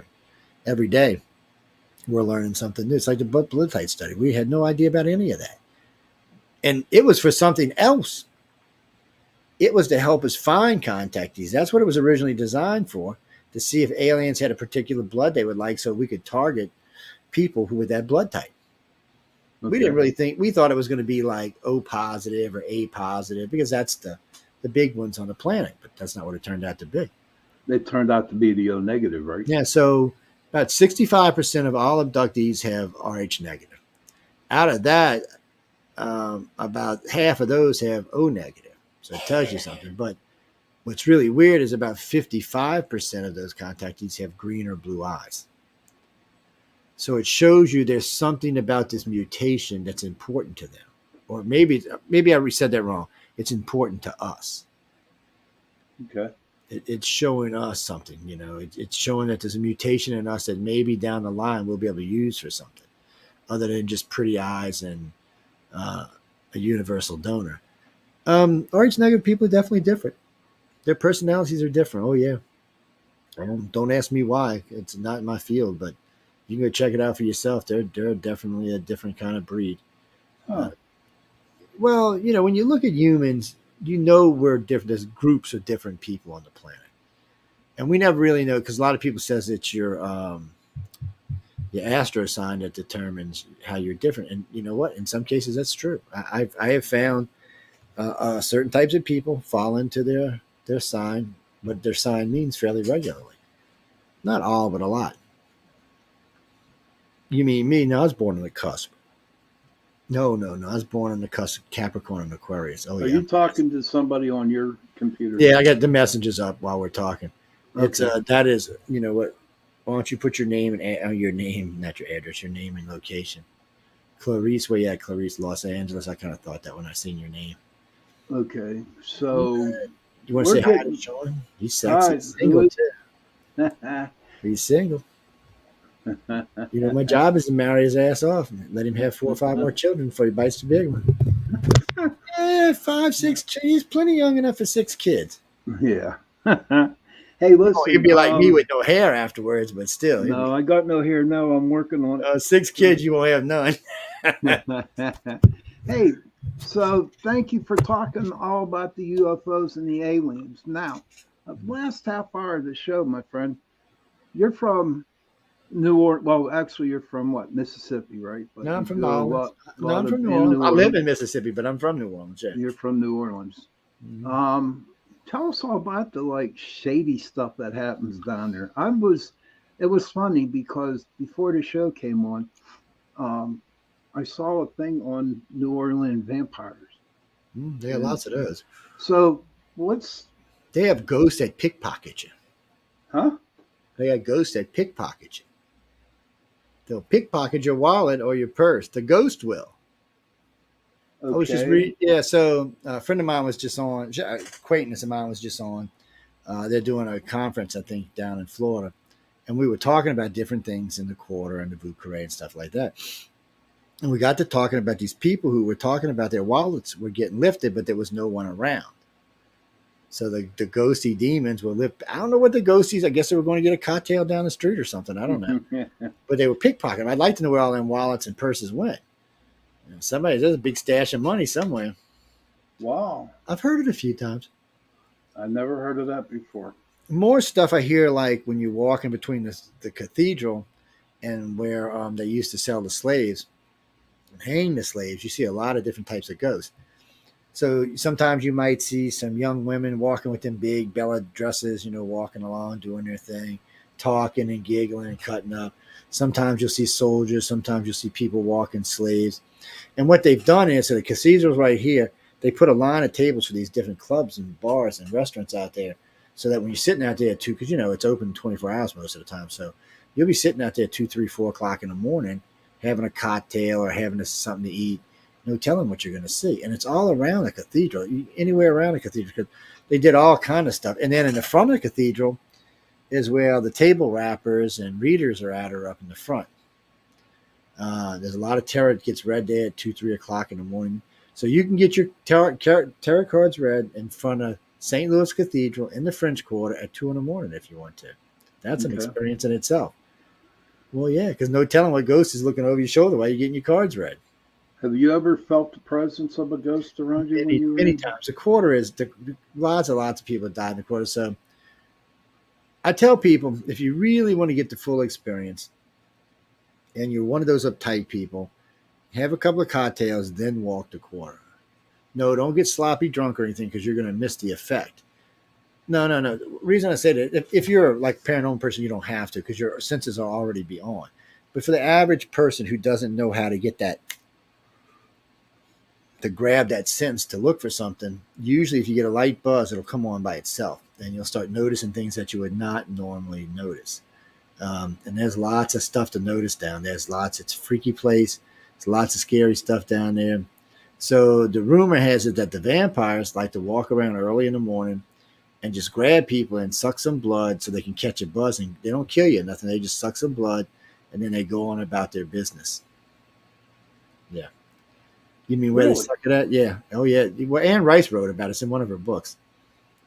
Yeah, it's in one of Anne Rice's. I'd have to ask Linda which one it is. She knows all her books. But no, that's what she wrote about, that they would walk around and they'd find a tourist or something and have a little sip. You know, they might be in some crack. They might be in some coke. They might be in some booze, whatever. Might be a combination. And they by drinking the blood, they catch the buzz. But then again, oh my God, weren't they concerned about catching some type of disease? Not vampires. Vampires can't die. They're already dead. Do they exist, Joe? Vampires? I'd hate to say no. I've seen some shit in the quarter. It makes me think somebody exists down there. I know, but I mean, I've seen documentaries on vampires, especially down in New Orleans, and I know that they go to clubs and they have vampire clubs. They have vampire ball. Anne Rice used to put on a vampire ball down here. No, she put on the whatchamacallit ball. The vampires put on the vampire ball. I forgot about that. I've had several vampires on the show. And some of them are, well, they think they're vampires. Pretty interesting, huh? They think they're vampires. I don't know. So a couple times we had the vampire club on. Well, they all drink, but no, and none of them are real vampires. In this club, none of them are real vampires, but they think by doing all this, they'll become real vampires. Or they'll attract a real vampire to come bite them. Okay. But the best one is the necromancers. So the necromancers stole a bottle. So anyway, long story. I'm not going to get into all of it, but I own a maintenance company. So they used to have a necromancer house on Magazine Street. And I've been in there once or twice. One of my clients owned the place. And it always had this funky smell, like embalming fluid or something. So, and it was rooms I didn't want you to go in and stuff. And I was like, whatever. Never really crossed my mind because none of that shit scared me. So I never thought about it. Well, a couple of months later, it might have been a year later, another guy was in there and walked into this room. This girl is humping the corpse like there's no tomorrow. So necromancers believe if they have sex with a dead person, it gives them the power. It gives them power. They can pull power from hell. And sometimes if they have enough, it can even bring the demon into the thing they're having sex with. Oh, wow. Yeah, they're serious about their stuff, guys. And they're weird, freako people. And but anyways, so the police came in, busted it, and was taking the body. And he goes like, no. This body was donated to us by the person who was a necromancer for this specific use. And the cops took it anyway because it's against the law to have a corpse in Louisiana, period. No matter how you got it, it's just against the law to have it. So they sued the hell out the city because they couldn't have their sex magic no more. Whether it worked or not, I have no idea. They all were gothed out, purple, black, hair down to their ass, black. I didn't even like going in the place. Okay. I didn't want to be the next, dead corpse they were humping on. It's it's me being up here in Pittsburgh, up north. Because you're insane town. I mean, yeah, I need to come down there, visit you, and just give me the New Orleans experience for a weekend, dude. Well, they do regular tours down here. They're pretty good tour guides. I know Bloody Mary. No, I want you as a tour guide. I know. We'll go. But Bloody Mary, a friend of hers used to host a. Well, actually, you're the other Shawn. Yeah, Shawn knows James. James is a guy who used to pay for Shawn's stuff. They're friends with Bloody Mary, who runs the tour company down here for this kind of stuff. And now they want to do a swamp tour with the Gators and stuff, a haunted swamp tour. No, because somebody was trying to talk me into giving them Marie Laveau's house in the swamp. I said, I don't know where her house is in the swamp. Oh, I've heard you talk about it. I said, well, even if I knew, I wouldn't tell you, but I don't know where it is. right. I said, it's just a good story, people. Calm your asses down. But she's not buried in, I can tell you all this, she's not buried in cemetery 1 or 2. I can tell you all that. No, that's bullshit. Y'all can go put X's on her grave all day long. No, hundreds of people have done it. Yeah. Just don't try. What was the whole reason for the X's? Some kind of power thing or something. I forgot. It was good luck or I forgot. I used to know, but it's been so long now. It's and she used to own a shop right there where the right there on Rue Bourbon. But it always bothered me when people came down here. Oh, she's buried in a grave. Why would she? First off, she was a witch. Actually, she wasn't a witch. She's voodoo queen. She did most of her potions at her house in the swamp. She had a pretty decent sized mansion in the swamp. And she had quite a few kids that I guess people didn't realize she had. And, but that's where she went to make everything. Because, doing certain rituals and stuff, you were doing that in the city and you out there running around half naked, chopping off heads at roosters and shit. The neighbors ain't going to like that. They're going to frown on that stuff. And she was black, so it wasn't exactly safe, back then for her to be doing that kind of stuff in public. Okay, so I'm glad you said that. Now, here's my question to you. What is the difference between a witch and a voodoo queen? Well, first off, witches usually don't do anything Christian. Some of them do, but most of them don't. Voodoo queens actually incorporate the Christian religion into it for some reason. You'll see like a statue of Christ on the altar, and I'm thinking this is voodoo, but there'll be one there. There'll be lots of stuff like that. But voodoo comes from one of the Haitian islands. It was brought here with the slaves a long time ago. And it's supposed to be where the drug came from that turns you, that kills you but doesn't kill you, turns you into a zombie. Makes you a zombie. Yeah. It's a zombie drug. And by the way, don't think it's not people. It's a real drug. Oh, yes, it's a real drug. It was used quite a bit down there that was brought here. There was a lot of stuff brought here. And there was a lot of stuff they brought here that was the illusion of badness, even though it wasn't necessarily bad, but you wouldn't know. Yeah, especially back then, the average person would have freaked out on most of this stuff. Okay. If I seen Marie Laveau jump out of coffin and start, no, I think I'd leave. I'd say, hey, Marie, I know some of your relatives, but I'm out of here. Bye. But it was, were they permanently zombies or? No, they could be, but most of the time it was just, so this started a thing, because what they used to do to punish you over there was they would give you the drug, put you in a coffin and bury you alive. And then you would wake up, the drug would wear off and you'd wake up and you'd be buried alive. Yeah, they were not the best people to piss off. So so we know about voodoo, how they're with the Catholics. Now you got not all of them, just some of them. Yeah, you got hoodoo and voodoo. They're all just versions of each other. It's hoodoo came out. I don't know why exactly hoodoo came out. I remember somebody told me why a while back. I was talking to one of the priestess that was on the show, and she was telling me why. But they just, each one has their own specific thing they do, and they don't. And by the way, not all the voodoo people have the Christian stuff tied in, but a lot do, and a lot of them are just hardcore voodoo that are praying to these weird gods you've never heard of, because they're not in any American folklore or anything. They're from the country they came from. And a lot of this stuff sounds pretty spooky, pretty wicked. And of course they believe in, the voodoo doll. Let me take a piece of hair or some of your blood and make the voodoo doll. A lot of people swear about a voodoo doll. Mm-hmm. I don't know. If somebody makes a voodoo doll of me, I'm going to shoot him in the head. See how well that voodoo stops that bullet. Yeah. One girl said, well, I voodoo you. And I said, yeah, you will, right as that gun goes plunk. And you go, no matter what you're doing after that, is it? She just looked at me like, you're serious. And I said, you voodoo my ass, I'm shooting you. I said, I'll be able to get enough muster up to shoot somebody.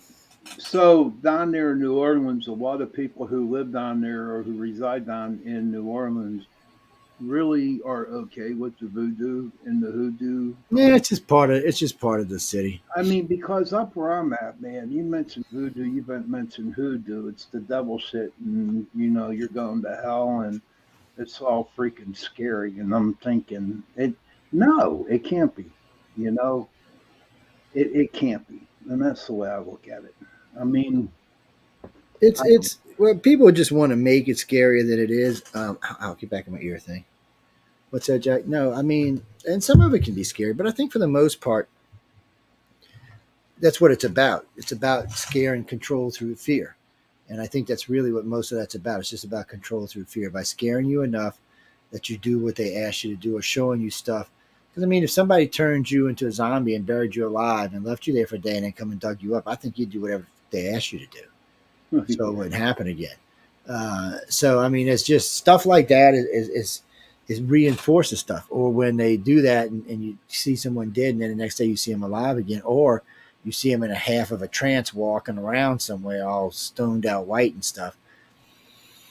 It looks like a zombie. I mean, certain things they did was they had a pretty good understanding of different types of drugs. That's one thing I can give voodoo credit for. They had a pretty good understanding of what drugs did what. Well, I imagine they tried putting them on people. I mean, that's just how you find out the hard way. It's What's it like in Mississippi with ghosts and voodoo, and well, there ain't no voodoo around where I live. See, the South is weird. So where I live, both in New Orleans and here, is what they consider the Gulf South. So it's a little bit different.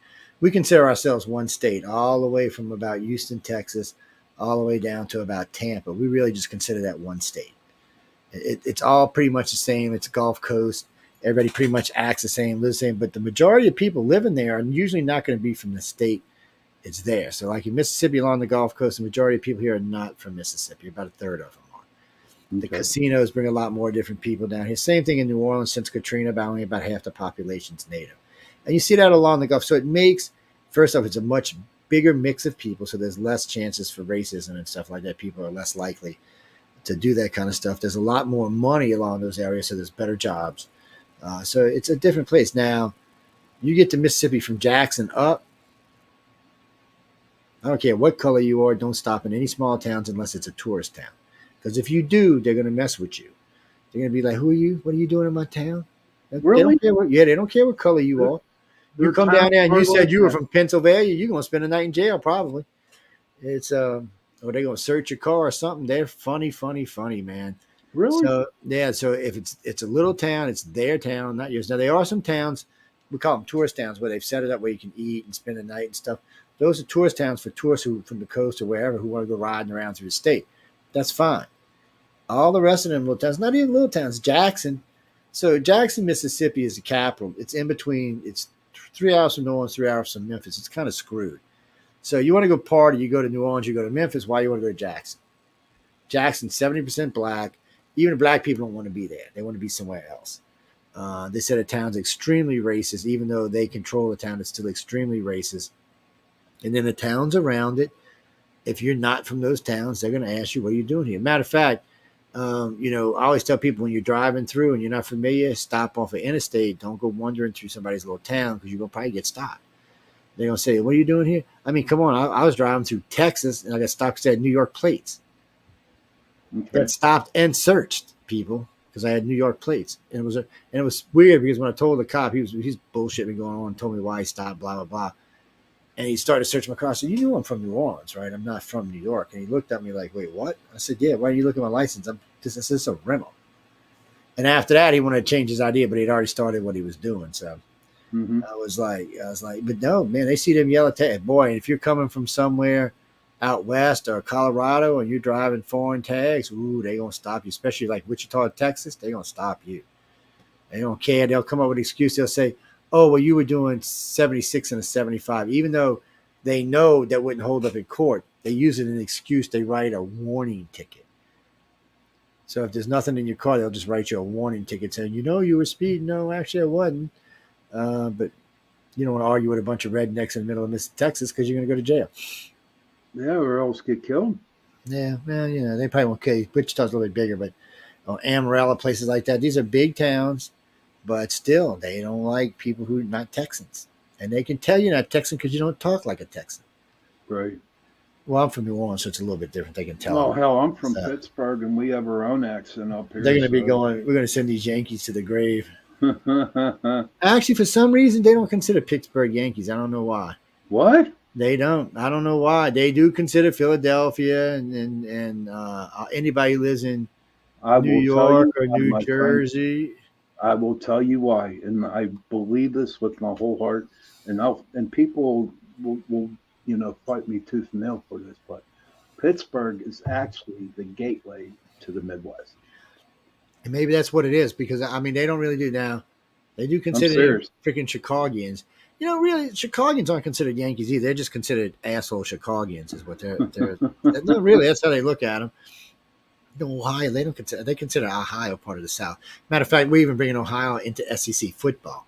Yeah, so we consider them. What? Which one? State? Not Ohio No, State. no, I don't think it's. I can't remember No, now, but they're bringing one of them in there, and it might be the Buckeyes. no, I don't think so. Big There's Ten one of them owns going. them. Yeah. Oh no, Wow. Big Ten's got its foot shot off just recently. It's not just they're in trouble. Big 12's in trouble too, and they're also asking how come they don't change the name because that's not how many teams are in them anymore. Oh, I read that. I read that. It's Yeah, all they were. about They were. the money and shit, man. And it's like, look what happened to the ACC. You got Clemson and Florida State heading down to the SEC. Yeah, it's going I to be mean, hard. See what's going to end up happening is the SEC is just going to become its own league all by its little lonely self. Because as it is, the only team that's even given any trouble was Ohio and what's the red team? Nebraska. No, it's not Nebraska. Even though Nebraska's in it a lot, but they just don't get to the championship. No, they Um, suck. Man, I can't remember who it was. It's a fairly well known team. Is it Kansas? I don't know. I'd have to go look and see, but that's only giving the SEC any trouble, and it's either Alabama or LSU usually. Now Georgia's getting in the hunt, so now you got to come down here.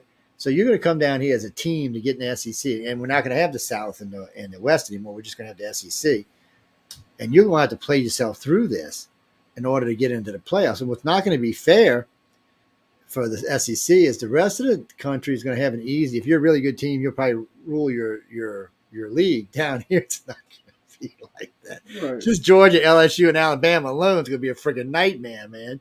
But they're going to make really good games, and the NFL loves it because the NFL has been having a lot of problem recruiting players. That's mainly because almost all the elementary schools in the United States have done away with football now, and a lot of the high schools are doing away with it. Well, one, you got to have two insurances to play. A lot of families can't afford to put two insurances on their kid, and but so they're doing. And a lot of them don't want the contact in their school sports anymore. So they're just doing. Joe, what's going on with this world? I don't know, but don't get me wrong. I know you can get a little hurt. I played football, so I know you can get a little hurt. But come on, you got to learn how to deal with people, and life is not going to be that easy. And America. I hate to say this to y'all, and y'all keep forgetting this. You think when you look at our country and you look at our population, you think the whole world's like that. This is not true. China and Russia hate us, and if they can take us over, they will. There's other countries on this planet that hate us too, like North Korea and some of the Middle Eastern countries. Y'all need to wake the hell up. I mean, we got China and Russia running up and down our Atlantic coast like it's nothing, and through the Chinese Sea. And Biden's over there got his finger up. Well, I can't even say where he's got his finger at, but and he's sniffing it. So I mean, the boy's just messed up. At least with Trump. See, when Trump was president, no, before anybody asks, I'm not a Trump fan, so, and I didn't vote for him. But at least when he was president, Kim Jong-un went and hid in his corner, and his sister had to take over. Xi Jinping didn't say a word, and Putin I don't know what Putin was doing. You didn't hear from him either because Trump is dangerous. He wouldn't put up with this. He would have already told China, you better get your ass out of the South China Sea, or we're going to start building down there like you're doing. Mm-hmm. He already told them, stay away from our country or we will blow up your ships if they get in our water. So it's a different tag. Biden has not even said anything about any of this. He hasn't even gotten outraged. Even the media hasn't. Your media people, NBC, ABC, CBS, has not talked about the Russians or Chinese or what they've been doing for the last year. Not even once. They're covering up for them. And you're listening to these people. You don't take my word for it. You can do a European search or a global search, and you'll find that everything I just said is absolutely true. Mm-hmm. I can't account for the American media, but there are medias on this planet that are not Americans and don't have a problem saying what's going on. Yeah, I saw that in the news today from somewhere, I think Australia, an Australian news down there, saying that China and Russian ships are going up and down the west coast, up around But see Alaska. what I don't understand, people. Somebody's like the Navy's not getting that fast. We don't need the Navy for this. No, We got no, jets all over Alaska and all over the West Coast. We could send them over there in a heartbeat. hmm We don't need to have we don't need to be shipping ships. So see, and China and Russia must have forgot that getting that close to our shores when we got ships and planes all over the place is dangerous because we won't go wasting a ship on you. We'll send $1 billion jet out there to kill all of y'all, and if you kill it, it's $1 billion jet. It's not a $50 billion ship. right. No, I don't think China and Russia have anything that can take on our aircraft carriers. I know China. Oh, we got these new missiles. They're aircraft killers. And then, so China was out testing one somewhere, and it did blow up the Mach carrier they had, but we also put something at the same speed with the same impact, and the failings took it out like it was nothing, like it was nothing. And Wow. now we've got hypersonic knockdown missiles aboard our ships. I'm not, I'm not really worried about them so much that way. And besides this, blowing up anything in the United States is risking us using nukes. Yeah, it's true. We're not So, well now that we know Elon is willing to use his satellites to knock their nukes out of the atmosphere. We're not as worried about it as we used to be. well, So my son, is going over to China in September. no, right now it's Uh, safe for the United people in the United States. I mean, there's arguments with our governments, but it's safe for the people. he it's for the company that he works for, and they're sending him over, you know, because the company, the main company's in China, and they're sending him over to see how they work over there to bring it back, you know, Well, to they got a company right now coming over to work with Ford to help them maximize making electric batteries. So I mean, our companies aren't enemies. We got to watch stealing intellectual properties, but right now the big problem is China and Russia. They don't want to play nice. We don't want to play nice. They want to. China wants to be the new world power, and if Joe Biden stays the president, they will be. So hmm this to show prove a point to y'all. While Obama was president, China went from 3 trillion to $12 trillion. That's what their thing was.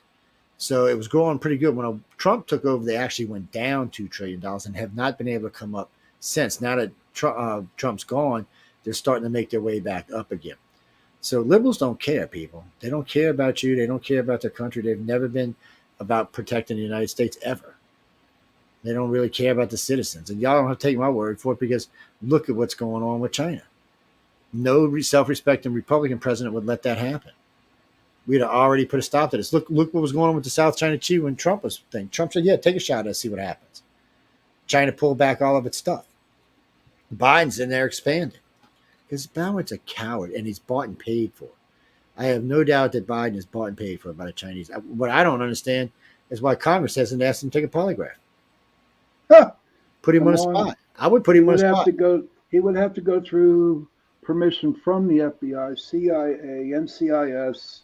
You don't have to go through anybody. You just say, yes, I'm president of the United States. I do what the hell I want.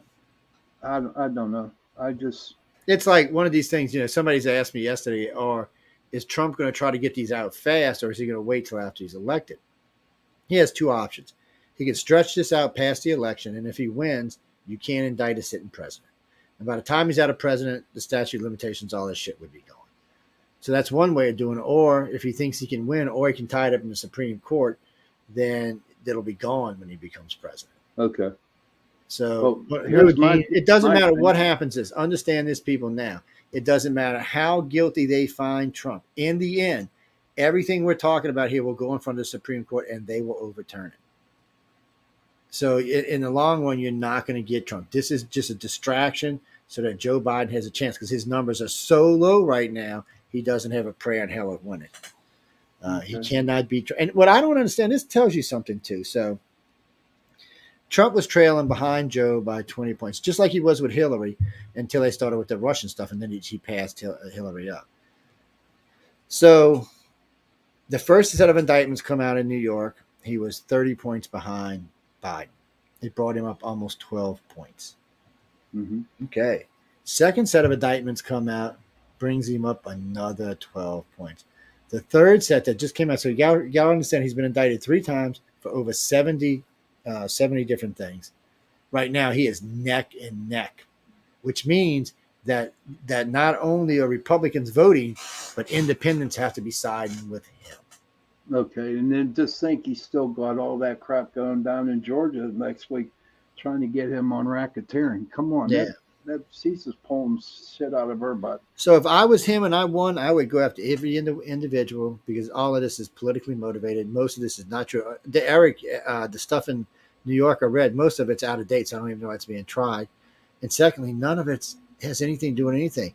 That's what I hate to say it, the stupid mayor of New York said. Well, wait a minute. If they're arresting Trump, shouldn't they be arresting Hillary and Clinton? Because Clinton paid off 5 different women. Yeah. And he got caught doing it with campaign funds, but we're not talking about him. We're not talking about Hillary using a dossier to go to fake a president out to try to win an election. That's big time illegal. I mean, but it's because they're liberals and he's a Republican. Right. But listen, it is time for us to go. It's time for me to go. Joe, thank you for being on tonight. I learned a lot. Hang around after the show, go chat a little bit. And everybody, thank you very much for, Jenny, Michael, everybody for participating in the chat. We will see you next Tuesday, same time, same station, on UPRN Talk Radio 105.3 New Orleans, and hold on a second, and 107.7 Mississippi. So everybody, good night. You are listening to UPRN, United Public Radio Network, coming to you live on 105.3 right up to 107.7 FM from the beautiful city of New Orleans. uprntalkradio.com.